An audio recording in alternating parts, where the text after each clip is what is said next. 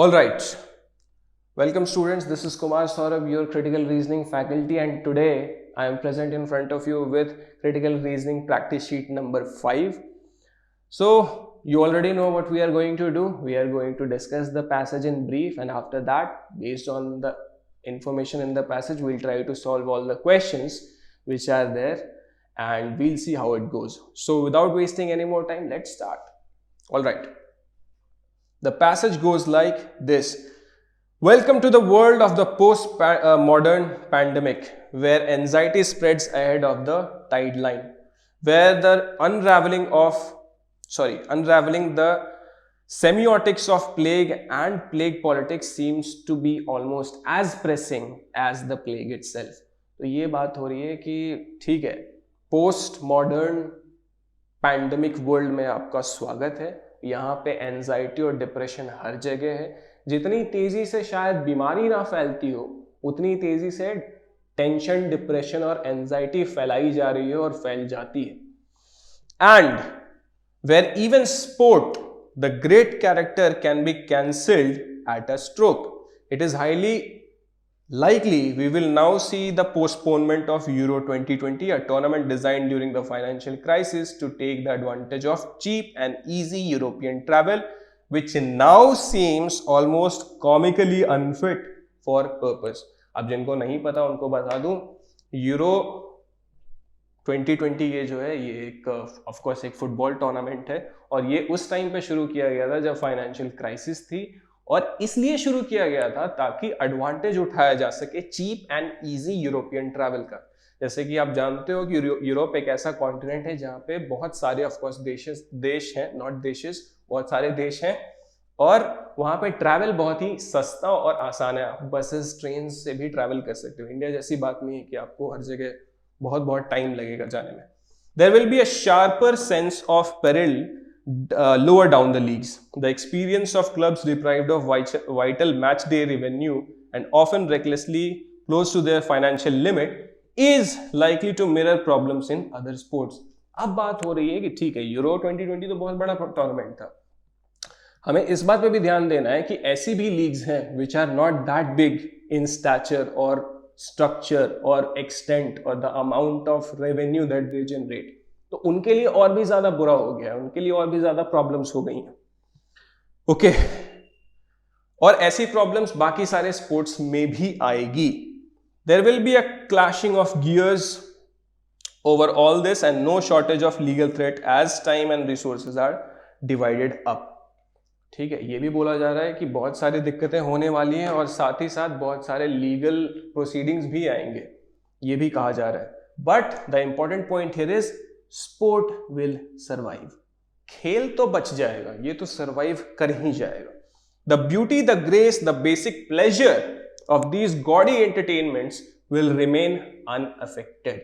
कुछ भी हो, सिचुएशन अच्छा चल रहा हो, स्पोर्ट्स चलता है, सिचुएशन खराब चल रहा हो तो भी स्पोर्ट्स चलता है, क्योंकि कहीं ना कहीं स्पोर्ट्स एक ऐसी चीज है जो कि खराब सिचुएशन में भी आपको अच्छा फील कराती है। और कहीं ना कहीं आप ह्यूमन हो, सब हम लोग ह्यूमन है, ये हमारी दुनिया जो है, ह्यूमन पॉपुलेशन, ये हमेशा ऐसे काम करती है, ऐसी चीजें करना चाहती है जिससे कि हमें अच्छा फील हो, we feel good about ourselves and we try to use sports as a distraction at the same time.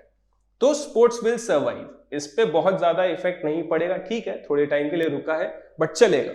But a great deal of practical help will be required to ensure it is not offered only to those victims of this nasty little bug who can shout the loudest, the precarious livelihoods and the infrastructure of amateur sports are also protected.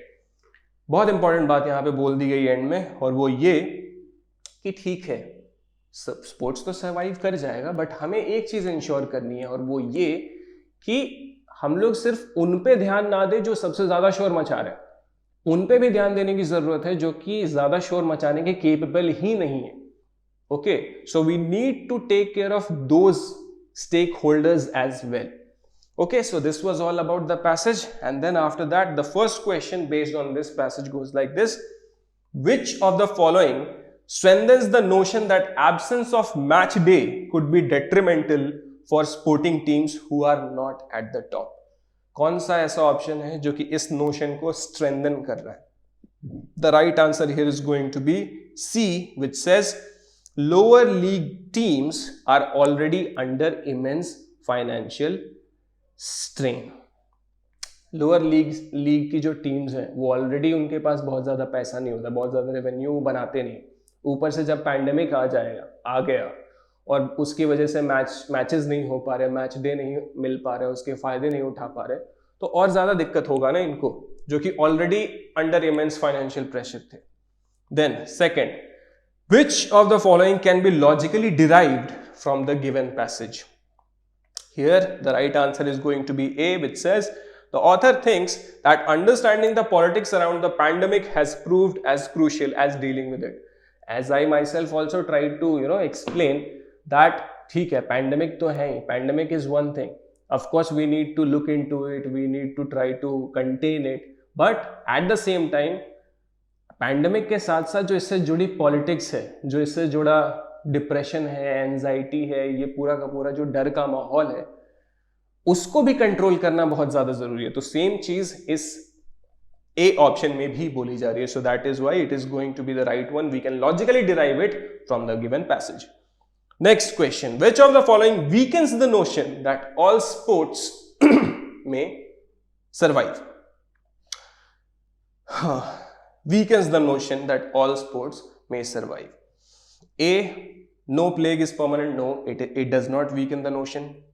C, human civilization cannot do away with entertainment. Again, it is not the right one. C, legal threats to cancelling the sports will help it. No, the right answer here is going to be B, which says there is hegemony in sporting structure. अगर hegemony है sporting structure में, तो of course ये कहना मुश्किल हो जाएगा कि स्पोर्ट्स सर्वाइव करने वाला. हेजेमनी क्या होता है? Where the concentration of power is there, a point, a place, an individual और a region where the power is concentrated. तो अगर सिर्फ एक स्ट्रक्चर में सारी की सारी पावर्स कॉन्सेंट्रेटेड है तो उस सिचुएशन को हम लोग हेजिमोनिकल बोलते हैं. So B is going to be the right answer here. Let's move on to the second last question, which is which of the following can be inferred from the given passage? Which of the following can be inferred from the given passage?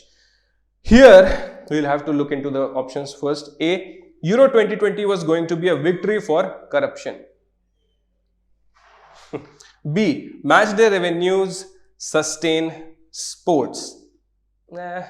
C, both A and B.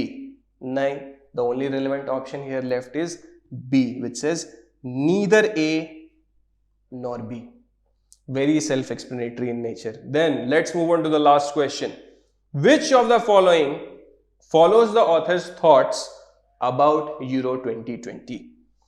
The right answer here is going to be B, which says cheap masks manufactured keeping profit in mind have become redundant as summer has put an end to the flu. This is going to be the right one because इसमें यही बताया जा रहा है ना कि जो cheap mask बनाया गया था, मैन्युफैक्चर किया गया था, ये सोच के कि प्रॉफिट कमाएंगे उस बेसिस पे, वो समर आते आते रिडंडेंट हो गया है. तो सेम चीज can be applied with the situation of Euro 2020 as well. क्योंकि जैसा हिस्ट्री आपको इस पैसेज में पता चला था कि यूरो 2020 एक ऐसा टूर्नामेंट है जिसको शुरू ही ये सोच के किया गया था कि जो यूरोपियन स्ट्रक्चर है यहाँ पे ट्रैवल बहुत ज्यादा इजी है और चीप है. बट अभी हम लोग कहाँ रह रहे हैं? हम लोग पैंडेमिक के टाइम में रह रहे हैं, कोरोना वायरस के टाइम में रह रहे हैं. तो जो एक चीज आप नहीं कर सकते वो है ट्रैवल, और उसी के बेसिस पे ये टूर्नामेंट बनाया गया था. तो कहीं ना कहीं ऑप्शन बी उस लॉजिक को फॉलो कर रहा है या वो लॉजिक बी को फॉलो कर रहा है, दोनों एक दूसरे को फॉलो कर रहे हैं. So that is why B is going to be the right answer. So with this we conclude this practice sheet number 5 as well. I hope you guys understood everything, the passage, the question, the options. But still, if you guys have any problem, do try to contact us and keep on watching all the videos that we post on our YouTube channel of CLAD Gurukul. I'll see you next time. Take very good care of yourself. Thank you so much.